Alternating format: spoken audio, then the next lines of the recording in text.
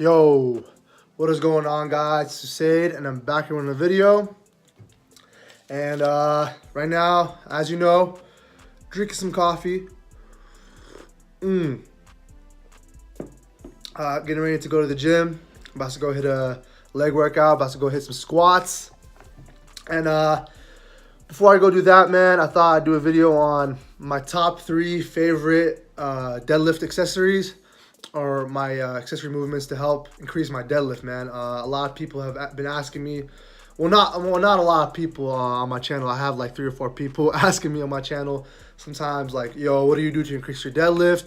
How do you increase your deadlift?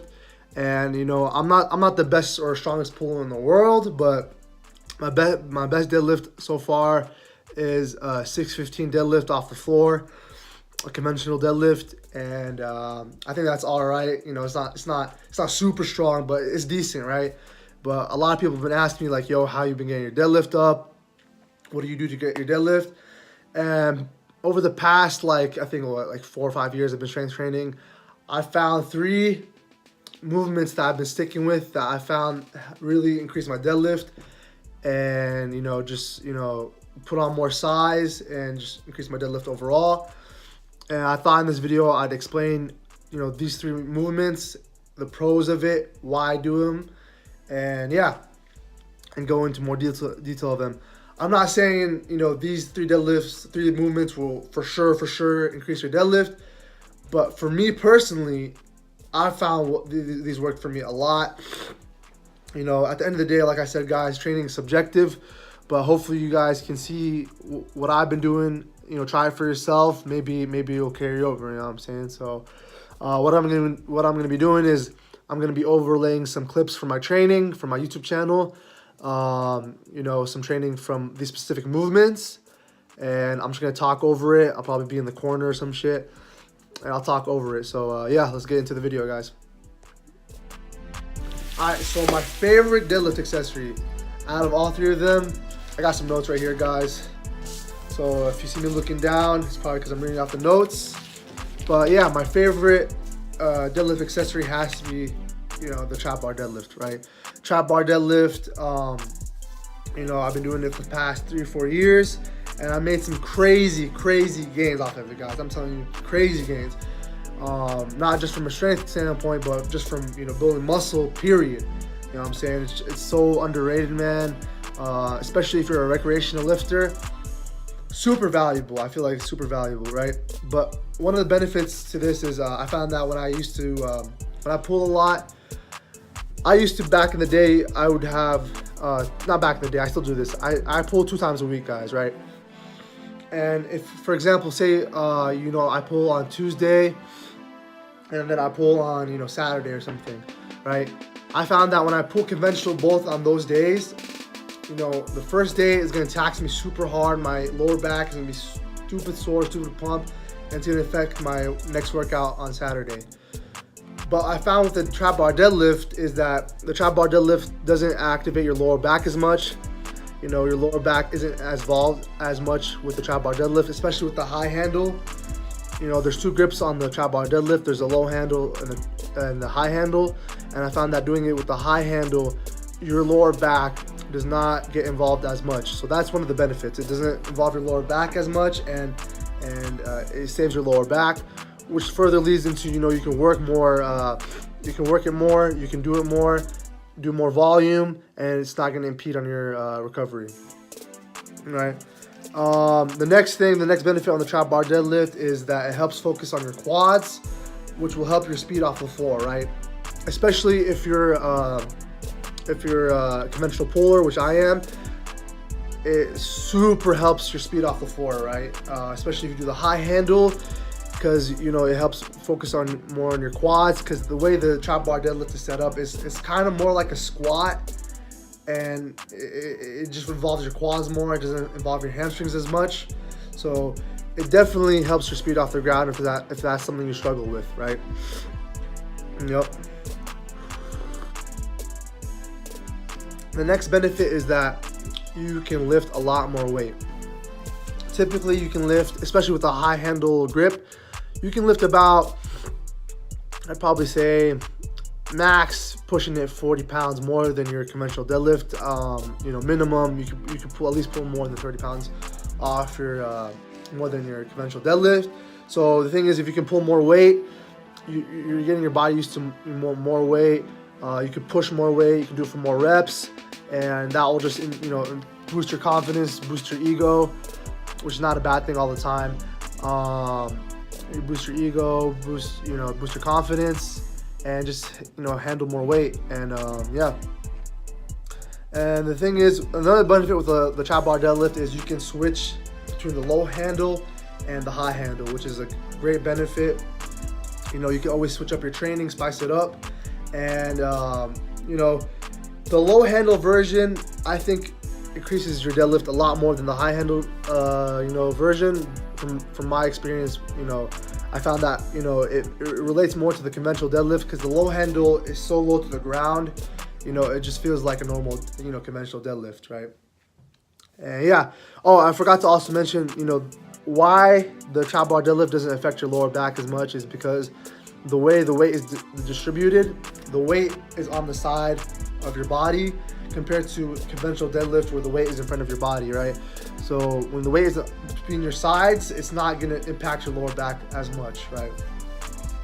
And this is not to say it's not gonna, you know, involve your lower back at all. It does involve your lower back. I'm just saying not to the extent of a conventional deadlift, right? So those are my benefits of the trap bar deadlift.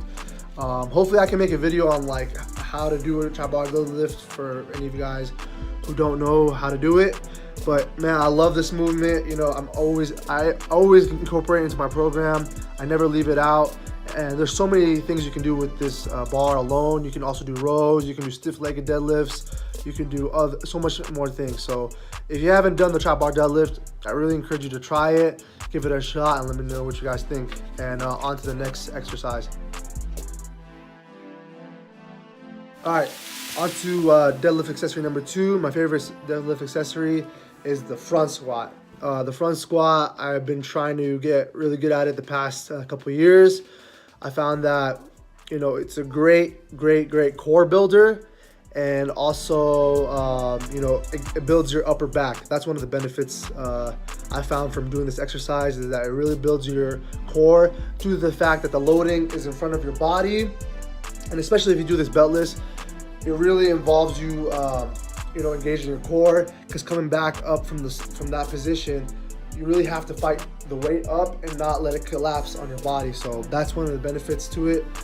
Another great benefit or secret benefit that I found from doing the front squat is that it builds your, you know, upper back tremendously, bro. My upper back and my lats grew super thick from doing this movement, because you got to think about it. When you're loading up 300 or 400 pounds this way, it's really going to engage your lats and your upper back.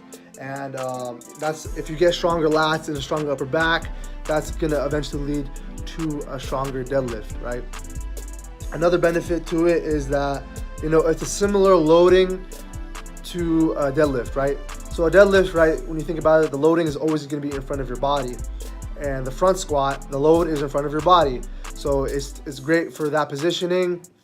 Again, you have to focus on fighting the weight in front of your body, and that's the same thing you have to do on a normal conventional deadlift or even a sumo deadlift, right? Again, you activate more quad on the front squat, and for me personally, I found that kind of activates the glutes a little bit more. Not as good as the back squat, but it still does activate it. And again, you know, the stronger your quads are, the better it is. You know, you will pull off the floor, and you'll have basically, you know, a quick pull off the floor and be more explosive. Another side bonus to this, I wasn't really going to mention this, but you know, the front squat does benefit the back squat as well. So you're hitting two birds in one stone with one stone. So not only are you getting good at, you know, increasing your deadlift, but now you're increasing your back squat. So that's another benefit to the front squat. The front squat in general, man, is just, you know, it's a phenomenal lift. Again, it doesn't affect, for me personally, it doesn't affect your lower back as much. There's not as you know, much spinal loading on this movement, because the weight obviously is in front of your body. It's a lot safer, I guess, because, you know, it's easily to ditch the weight when it's in front of you, so you can easily ditch it. But the front squat is amazing for increasing your deadlift, especially if you do like a front box squat, which I've done before. That's a super great position because now you're dealing with a dead stop from the box squat, and now you have to focus on exploding out of the hole with a whole bunch of weight in front of your shoulders, man. So front squat, great movement, phenomenal movement. And yeah, that's all I gotta say for that. On to the next one. All right, the third and final favorite deadlift accessory for me is got to be the deficit deadlift. Deficit deadlift is great helps speed off the floor due to the increased range of motion, and especially if you're pulling from like a 3-inch deficit, it makes the movement super hard off the floor, breaking it off the ground. So if you're having trouble with that, deficit deadlift is a great variation for that. You can also do this with a trap bar, right? Like I said earlier in the video, the trap bar has so many things you can do with it, and one of them is you can also do it with a deficit, which is not going to impede on your recovery as much, and you're still focusing on pulling off the floor. And yeah, and then if you really want to increase the range of motion with a trap bar deficit, is you just switch it with the low handle, and it makes it a ton more harder, and it feels almost like you're pulling with a conventional bar. And then what you could do is, let's say you're really good off the floor, right? But you still want to do the deficit deadlift, but your only problem is with the deadlift is that you're trouble with the lockout. Well, what you can do is you can add bands or chains to the deficit deadlift, and boom, now you're hitting 2 birds with 1 stone. Not only are you getting better off the floor, you're also getting better at your lockout, and getting better at the lockout with an increased range of motion, right? So if you can lock out a whole bunch of weight with 3 or 4 inches extra range of motion, imagine what that'll do when you pull off the floor. It's gonna really improve your deadlift a lot, and really improve your confidence, right? The deficit deadlift, man, it's probably my first variation I've ever done when I first started doing powerlifting, and I love this movement. Super super valuable to me, especially if you're a sumo puller. I've done sumo deficit deadlifts, and it's a great movement, but it's really hard. You really have to be technical with the sumo deficit deadlift because the mechanics is so weird, man. I don't know. It's not as good as a normal conventional deadlift. But even if you're a sumo puller, pulling conventional off deficit is going to increase your sumo deadlift regardless, right? That's just facts. From my experience, and from other people, there's numerous sumo pullers who pull conventional deficit, and it still translates over, right? So that's my third and final deadlift accessory that I like. Hope you guys enjoyed this video. Hope you guys found this informational. This is like, I haven't done really an informational video in a while, so hope this benefits some people. Hope this benefits you guys. Please let me know what you guys think of this video. Please let me know what you think I can improve on, video-wise, as far as speaking, video format. I'm really trying to get better at my videos. But anyways, guys, hope you guys enjoyed the video. Please like, comment, share, subscribe. Holla back at your boy. Peace, y'all.